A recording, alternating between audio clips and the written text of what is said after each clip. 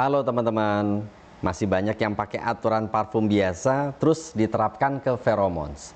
Padahal ya nggak bisa begitu dong. Itu ibarat nyetir mobil bensin tapi pakai aturan mobil listrik. Sama-sama mobil tapi cara mainnya beda. Nah, hari ini Om Dondai mau kasih tahu 5 mitos parfum yang ternyata nggak berlaku di dunia pheromones. Tapi tenang, Om Dondai nggak cuma ngomong katanya, tapi kita bahas sedikit dari sisi fragrance science juga. Jadi ilmunya masuk, bukan cuma ikut-ikutan, ya. Yang pertama, Om Dondai katanya jangan campur aroma, nanti tabrakan. Nah, ini nih. Kalau di dunia parfum biasa, memang banyak yang bilang jangan campur parfum-parfum, ya kan? Jangan campur ini, campur itu. Takut nanti aromanya tabrakan, berantakan. Tapi di dunia pheromones, Om Dondai malah sering layering. Saya ngajarin 3-4 aroma sekaligus, beda jenis, itu kita pakai bareng, walaupun waktunya beda.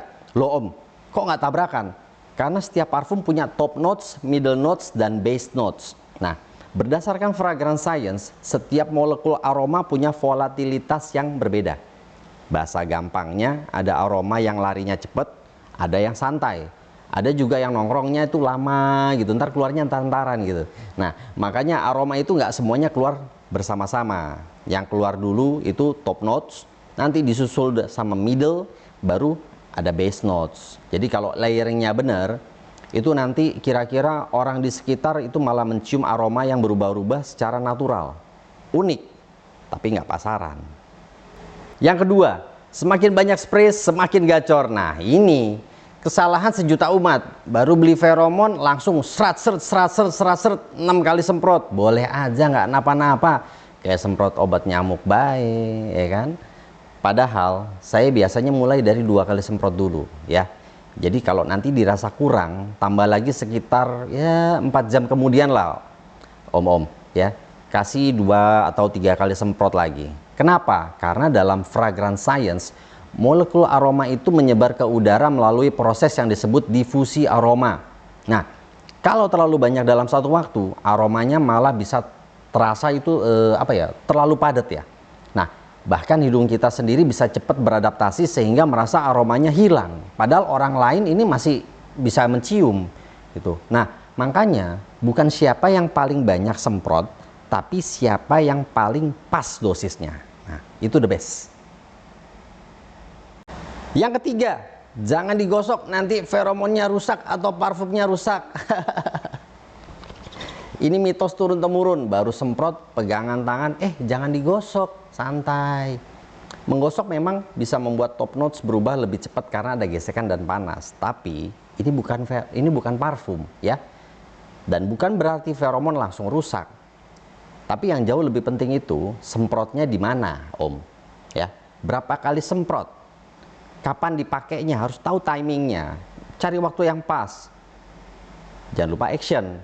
Jadi kalau nggak sengaja kegosok, nggak usah panik dan nggak perlu digosok, justru kita harus peperin ke spot sebanyak mungkin, jidat, bibir atas, dagu, kuping, belakang telinga, rambut, leher. Ini bakal menjadi incaran-incaran.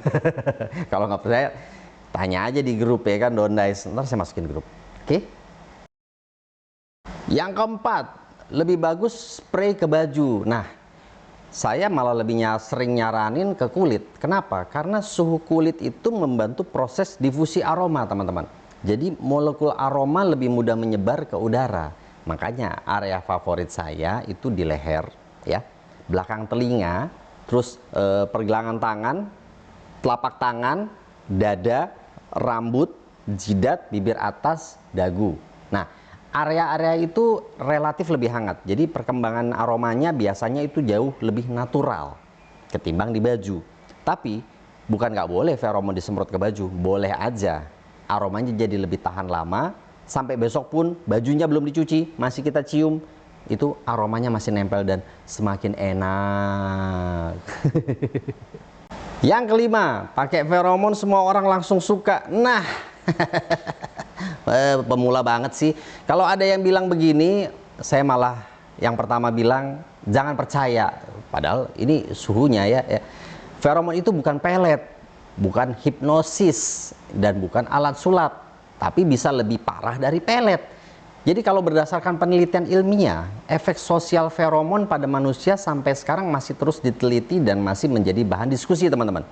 Nah, kalau Om Dondais lebih suka bilang begini, feromon itu ibarat bumbu, bukan makanannya.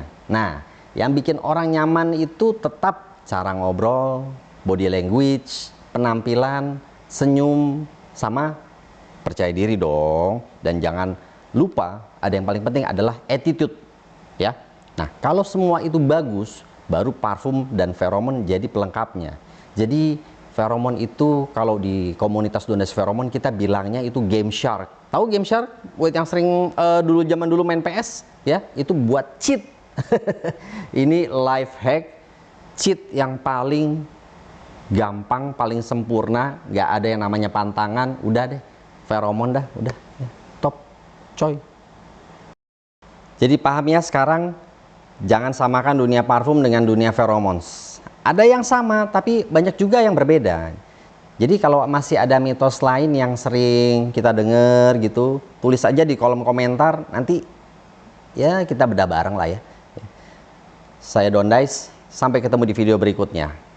Dadah.